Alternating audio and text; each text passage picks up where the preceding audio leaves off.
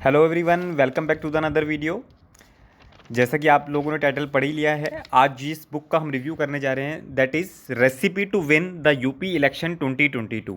देखिए, elections conduct हो चुके हैं, इलेक्शंस का रिजल्ट ऑलरेडी आ चुका है, बट मैं ये उसके बाद रिव्यू क्यों बना रहा हूँ, बिकॉज ये एक ऐसी बुक है जो कि प्रखर किशोर जी ने लिखी है। ये पेशे से तो सिविल इंजीनियर हैं। देखिए, इनका कोई भी किसी चीज़ से, पॉलिटिक्स से रिलेशन नहीं है, but as a common man जिसको एक थोड़ी सी यूपी की अंडरस्टैंडिंग है, जो कि एक अपनी नॉलेज शेयर करना चाहता है कि देखिए हमारे सराउंडिंग में क्या हो रहा है। ये इन्होंने अपने बारे में बताया कि ये 9 साल से जब ये 9 साल की उम्र के थे तब जब से ये जमशेद जी टाटा को पढ़ रहे हैं कि उन्होंने ये इतना बड़ा टाटा ग्रुप कैसे बिल्ड कर लिया, और ये रतन टाटा जी से भी बहुत काफ़ी इंस्पायर्ड हैं। तो demand of the current generation, ये उन लोगों से मिलते हैं, बात करते हैं, तो इसलिए इनको ज़्यादा अंडरस्टैंडिंग है। और इन्होंने बहुत ही खूबसूरती से जब ये किताब लिखी तो मुझे लगा कि शायद नहीं, ये भी एक वर्थवाइल रीड है लोगों के लिए। देखिए, और मैं आपको बता दूं, ये 2020 में ही किताब लिख ली गई थी। ठीक है, पब्लिश आप हम जैसे मैंने इसको बिफोर इलेक्शन 2022 पढ़ लिया था। कहीं भी इसमें किसी भी पॉलिटिकल पार्टी का कोई रेफरेंस नहीं है, किसी भी चीज़ का क्रिटिसाइज नहीं है, बट इसके अंदर बियॉन्ड दैट मैटर कि हमारे आउटसाइड सराउंडिंग में क्या चीज़ें होती हैं। जब मैं अभी आपसे कुछ एग्जांपल्स भी शेयर करूंगा, क्योंकि देखिए ये जो बुक है, ये देखिए टोटल इसके अंदर 21 चैप्टर्स हैं और सिर्फ 120 पेजेस की ये सिर्फ छोटी सी बुक है, जिसमें आपको ये इतना सब कुछ कि कैसे यूपी को अंडरस्टैंड करना है, मिडिल क्लास, न्यू जनरेशन, क्या क्या सोल्यूशंस हम प्रोवाइड कर सकते हैं, एजुकेशन का क्या बैकग्राउंड है इधर, ब्लैक इकोनॉमी के बारे में इन्होंने बताया, एंड देन डिस्ट्रिक्ट्स के बारे में बताया कि हर एक डिस्ट्रिक्ट्स की अपनी पहचान है, तो उसमें वो किस चीज़ को डेवलप करके उसको ग्रो कर सकते हैं। क्योंकि अगर हर एक डिस्ट्रिक्ट डेवलप होगी, ग्रो करेगी, तो कहीं ना कहीं पूरा हमारा जो प्रदेश है, जो हमारा स्टेट है, वो ग्रो करेगा। क्योंकि हमारे को अंडरस्टैंड करना पड़ेगा कि देखिए ये उत्तर प्रदेश का मैप है जो कि इस बुक में ही ऑलरेडी प्रेजेंट है, और बहुत सारी कोटेशंस, बहुत सारे फैक्ट्स, बहुत सारी डिटेल, बहुत सारी स्टोरीज इसके अंदर मेंशन करी गई हैं, जिससे कि आपको वो अवेयर करा जा सके कि देखिए हमारे स्टेट्स में किस तरीके की चीज़ें हैं। और आई थिंक अगर कोई इसको मिनिस्टर, कोई एमपी, एमएलए, कोई भी इसको इस तरीके से बुक्स देख रहा है या पढ़ रहा है या सुन रहा है, जैसे भी कर रहा है, तो उसको अवेयरनेस पहुंचेगी कहीं ना कहीं, और शायद हमारी स्टेट में कुछ ना कुछ इम्प्रूवमेंट आएगा। क्योंकि देखिए कहीं ना कहीं अगर इसमें वो बातें लिखी गई हैं तो इसका मतलब ये है कि वो कहीं ना कहीं हुई हैं, और मैं उस फील्ड से बिलोंग भी करता हूं, तो शायद मैं उसको और अच्छे से आपको बता पाऊंगा। चलिए, कुछ टॉपिक्स से लेकर चलते हैं कि सबसे पहले हमारे को अंडरस्टैंड करनी पड़ेगी the poor situation of UP.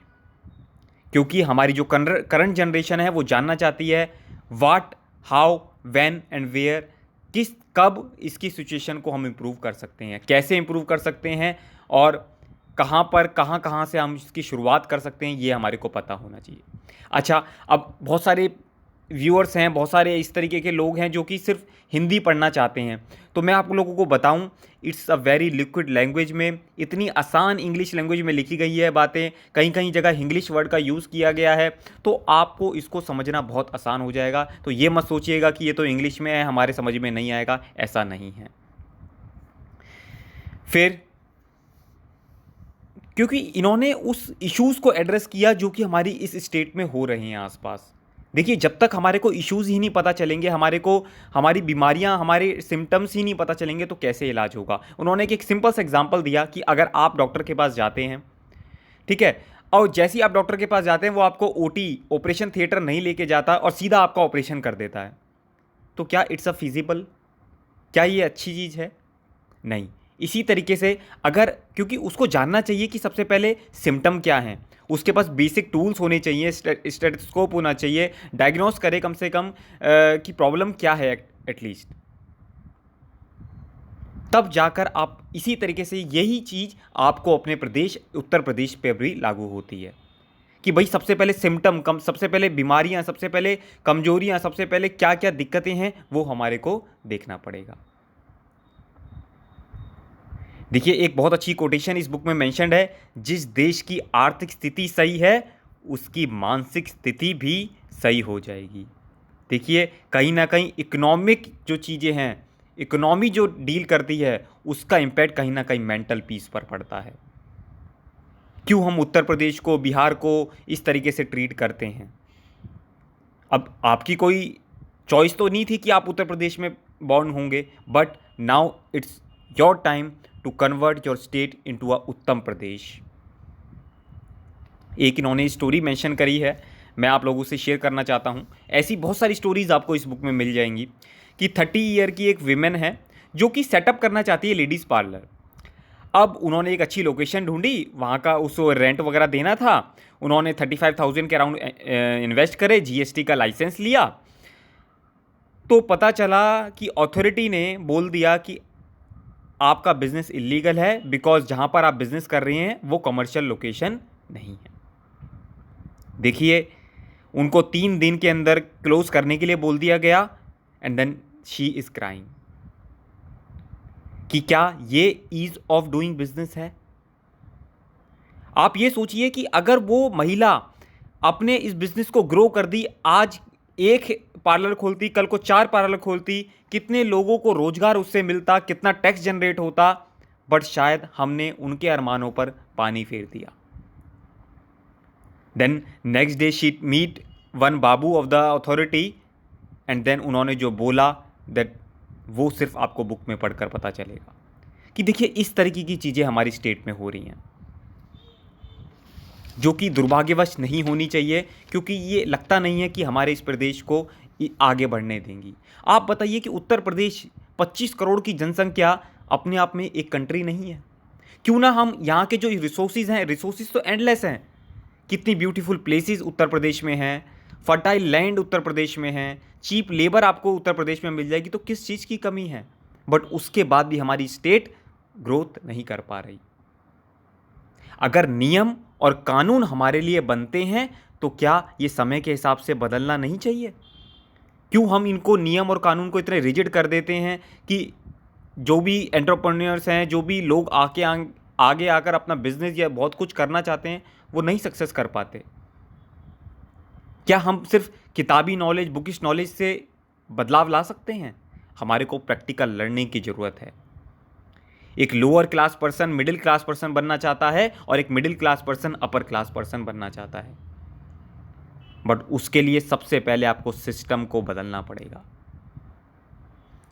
Change will not happen if we don't let happen.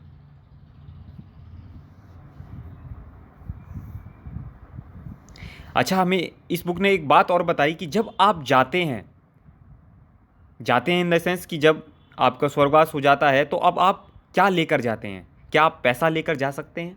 नहीं। क्या आप प्रॉपर्टी लेकर जा सकते हैं? नहीं। बट ये जो आप लेकर जाते हैं, आपकी नॉलेज आप अपने साथ लेकर जाते हैं, क्योंकि नॉलेज ही एक ऐसी चीज़ है जिसकी वजह से आपको दुनिया याद रखेगी। अब प्रखर किशोर जी एक एग्जाम्पल बन गए, एक सेट एग्जाम्पल बन गए कि देखिए उन्होंने अपने इस हार्डवर्क से, अपने इस पेशेंस से, उन्होंने एक अपने टाइम निकालकर एक बुक को ले आए जो कि हमारे पास आ सकी और बहुत सारी यूज़र्स तक पहुंच चुकी। जो कि अब देखिए उसी के जरिए मैं आपको एक ऑडियो से काफ़ी बातें बताने की कोशिश कर रहा हूं कि इसमें से क्यों आपको ये बुक पढ़नी चाहिए। अगर मैंने ये परचेज़ कर ली, सिर्फ मैं ही इसको पढ़कर बैठ जाऊं, और तो शायद इसका कोई सोल्यूशन नहीं निकलेगा। बट अगर मैं अपने यूज़र बेस से, मैं अपने व्यूअर से, आप लोगों तक मैं पहुंच पा रहा हूं, पूरी कंट्री तक, तो आई थिंक ये ज़्यादा बढ़िया होगा। सिर्फ कुछ बातें बताकर आपको मैं इंस्पायर तो कर सकता हूं कि आप अगर इस तरीके की बुक्स पढ़ना चाहते हैं तो ज़रूर पढ़िए। जब इस बुक को मैं पढ़ रहा था तो मैंने एक सिस्टम मेरे दिमाग में आया कि जब स्कूल के बच्चे पास होने के लिए पॉइंट्स, स्कोर इकट्ठे करते हैं, उनको नंबर चाहिए ज़्यादा से ज़्यादा, तो ये जितने भी एमपी, एमएलए, विधायक हैं, सांसद हैं, क्यों ना इनके भी काम को हम पॉइंट से लिंक कर दें कि भैया जो काम करेगा उसके अकॉर्डिंग उसको पॉइंट्स मिलेंगे, और जिसके ज़्यादा पॉइंट्स होंगे अगली बार उसके टिकट मिलने के उसको चांसेस ज़्यादा होंगे। ये मेरा थॉट है, ये मेरा टेक है, ये कहीं किताब में मेंशन नहीं है। पर जब मैंने सोचा कि क्यों ना हम इस तरीके की चीज़ें आगे अवेयरनेस जनरेट करें इस चीज़ को, हो सकता है कि ये कोई एमपी, एमएलए, कोई बहुत बड़े बड़े लेवल तक ये वीडियो पहुंच जाए और हो सके वो इस तरीके को चीज़ को लागू करें। हालांकि बहुत मुश्किल है, बट फिर भी ये सोचने वाला पॉइंट है कि हम क्यों, जैसे एक एम्प्लॉय की परफॉर्मेंस को जज करते हैं, उसी तरीके से एमपी, एमएलए की परफॉर्मेंस क्यों नहीं इवेल्युएट होती। 5 साल के लिए ये आ गए हैं, बट क्यों इनकी ईयरली बेसिस पर परफॉर्मेंस इवेल्युएट नहीं होती कि अगर आपका स्कोर अच्छा नहीं रहा तो आपको बीच में भी टर्मिनेट किया जा सकता है। मतलब मैं तो ये सोचता हूं कि उसी का नाम होना चाहिए जो कि काम करके दिखाए। ऐसे बहुत सारे लोग हैं जो कि शायद उस पोजीशन तक नहीं पहुंच पाते, बट कंट्री को बहुत अच्छे लेवल तक सपोर्ट करते हैं और हेल्प करते हैं कुछ अचीव करने में। तो विद दिस आप चाहें तो उनके बारे में पढ़ सकते हैं, प्रखर किशोर जी के बारे में। मुझे लगता है कि शायद मैंने अपनी तरफ से जस्टिफाई किया, at a very reasonable price पर ये बुक आपको अवेलेबल है। मैं रिक्वेस्ट करूंगा आप लोगों से, इसका लिंक डिस्क्रिप्शन बॉक्स में मेंशन है, आप इसको ज़रूर पढ़िएगा और इसका एक्सपीरियंस अपने लोगों के साथ, जितने भी लोग आप मिलते हैं, अपने फ्रेंड्स के साथ, कलीग्स के साथ, अपने जूनियर्स के साथ, जिसको भी आपको लगे उनसे ज़रूर शेयर कीजिएगा। और प्लीज़ वीडियो को लाइक कीजिए, शेयर कीजिए, सब्सक्राइब कीजिए, क्योंकि यही हमारा मोटिवेशन होता है जब हम आप लोगों तक पहुंचते हैं। एक चीज़ याद रखिएगा, नॉलेज शेयर करने से इंक्रीज़ होगी, नॉलेज रोकने से इंक्रीज़ नहीं होगी। Thank you so much. मिलते हैं किसी नेक्स्ट वीडियो में एक नई किताब के साथ। बहुत बहुत धन्यवाद।